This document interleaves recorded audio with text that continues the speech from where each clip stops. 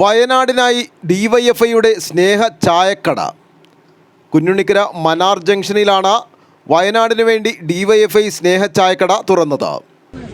വയനാട്ടിലെ ദുരിതബാധിതരെ സഹായിക്കുമെന്ന ലക്ഷ്യത്തോടെ ഡിവൈഎഫ്ഐയുടെ സംസ്ഥാന കമ്മിറ്റിയുടെ ആഹ്വാനപ്രകാരം 25 വീടുകളാണ് വയനാട്ടിലെ കുടിക്കുന്നവർക്ക് വച്ചു കൊടുക്കുന്നത്.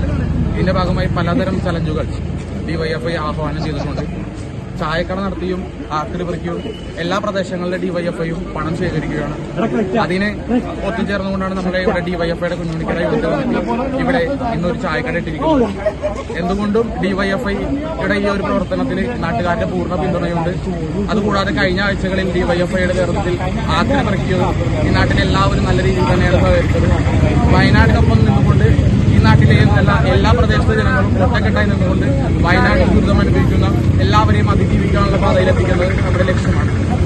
DYFI unit secretary Tahir, unit president Badusha, Sadiq, Sakeer, Fawas, Ikhlas, Mukhtar, Hafsal തുടങ്ങിയവരുടെ നേതൃത്വത്തിലാണ് നിരവധി ചെറുപ്പക്കാരുടെയും സഹകരണത്തോടെ വലിയ ജനപങ്കാളിത്തത്തോടുകൂടി സ്നേഹ ചായക്കട നടത്തിയത്.